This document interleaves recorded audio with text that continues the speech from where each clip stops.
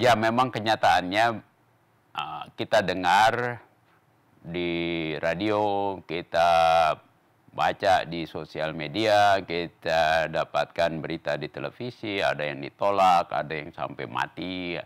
Ini memang terjadi karena belum semua petugas memahami betul apa yang harusnya dilayani dengan JKN. Terus terang saja, memang JKN membayar rumah sakit dengan harga tertentu.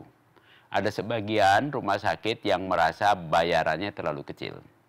Sehingga rumah sakit itu membuat kuota. Hanya menerima pasien JKN sekian banyak. Nah, sekarang semakin sedikit ya, karena bayaran makin bisa dikendalikan.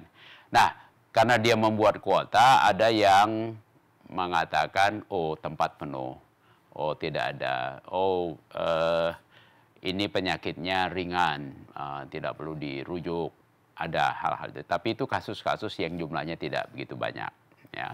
Ke depan ini makin sedikit dengan makin pahamnya masyarakat. Begitu juga ada rumah sakit atau dokter yang mengatakan, oh obatnya tidak yang dibutuhkan tidak dijamin oleh BPJS. Sebetulnya tidak ada begitu. Semua obat yang dibutuhkan sudah dijamin karena rumah sakit sudah dibayar termasuk obat ya. Tapi ini kasus saja, insya Allah ke depan makin baik.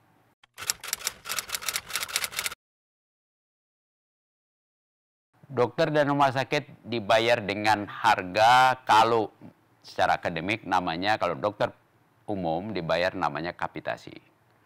Ini bayar borongan sebetulnya, dibayar di muka. Jadi kalau ada seorang dokter menerima pendaftaran dari 1.000 peserta JKN, maka dokter tersebut akan menerima bayaran tiap bulan 1.000 peserta kali 8.000 fix. Jadi tiap tanggal 15 BPJS akan bayar ke rekening dokter 1.000 kali 8.000, 8 juta. Si dokter kemudian wajib melayani pasien yang 1.000 orang terdaftar padanya itu kalau dia sakit, termasuk obat yang dibutuhkan, dan merujuk ke rumah sakit kalau memang penyakitnya tidak mampu ditanganin oleh dokter umum. Nah, kalau dia dirujuk, pasien dirujuk ke rumah sakit akan dibayar dengan harga juga borongan namanya. Disebutnya harga CBG, ini bahasa Inggris, Case Mix Based Group. Apapun penyakitnya, rumah sakit dibayar sama 180.000 kalau rawat jalan. Silakan rumah sakit memilih obat yang paling bagus, pokoknya kamu dibayar segitu. Ya. Pasien tidak boleh bayar lagi. Nah, itu CBG. Kalau pasien ternyata juga membutuhkan rawat inap, maka rumah sakit harus merawatnya. Nah, kalau rawat inap tergantung diagnosisnya. Rumah sakit akan dibayar tergantung diagnosis dan keadaan pasien.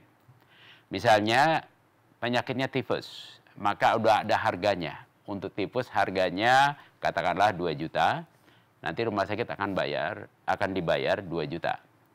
Mau dirawat 1 hari, 2 hari, itu urusan rumah sakit. Yang penting pasien harus pulang sembuh.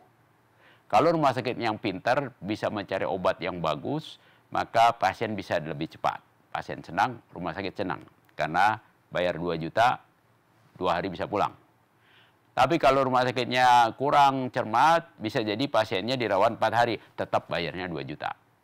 Nah, dengan begitu kita paksa rumah sakit supaya lebih efisien dan bisa mencari obat yang paling bagus, penanganan yang paling bagus buat pasien. Nah, kalau penyakitnya diagnosisnya misalnya sakit jantung, itu harganya lagi. Nah, semua ada sekitar 1.200 jenis penyakit yang sudah ada harga paketnya. Kira-kira begitu, bayaran paket.